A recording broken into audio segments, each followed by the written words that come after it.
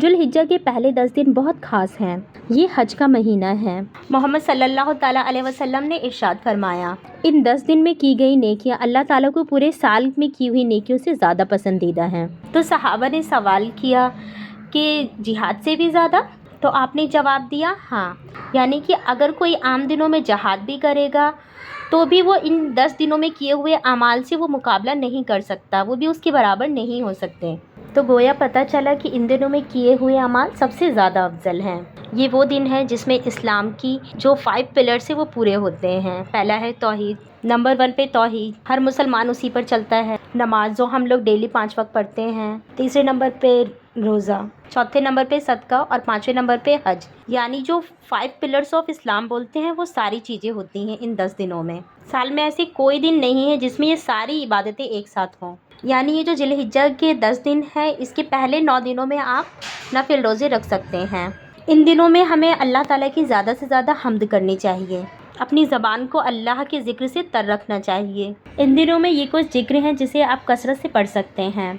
अल्लाहु अकबर, अल्लाहु अकबर, अल्लाहु अकबर, ला इलाहा इल्लल्लाह, अल्लाहु अकबर, अल्लाहु अकबर वलिल्लाहिल हम्द। फिर दूसरा है अल्लाहु अकबर कबीरा वल्हम्दुलिल्लाहि कसीरा सुबहानल्लाहि बुकरतन वसीला। ये अल्फाज आप अदा कर सकते हैं। ये तकबीरें आप ज़बान से अदा कर सकते हैं, चाहे आपका जिस्म पाक है या नापाक, लेकिन ज़बान तो हर वक्त पाक रहती है, इसलिए ये आप ज़िक्र हर वक्त कर सकते हैं। हम ख़वातीन घर का काम करते वक्त, झाड़ू लगाते वक्त, खाना बनाते वक्त ये अपनी ज़बान से अल्फाज हमेशा बोलते रहें और कोशिश करें कि ये अल्फाज थोड़ा सा बुलंद आवाज़ में बोलें, ताकि आप बोलें तो आपके बच्चे भी सुन के ये बोलते रहें, क्योंकि बच्चे हमसे ही सीखते हैं। फिर इन अयाम में हमें क्या करना है? रोज़े रखना है। और इन दिनों में सबसे ज़्यादा अफजल 9 तारीख का रोज़ा है। नबी करीम सल्लल्लाहु ताला अलैहि वसल्लम ने इरशाद फरमाया कि मुझे अल्लाह ताला से उम्मीद है कि इस दिन का रोज़ा 1 साल अगले और 1 साल पिछले गुनाहों का कफ़ारा बनेगा। यानी 9 तारीख का रोज़ा कुर्बानी से 1 दिन पहले का रोज़ा।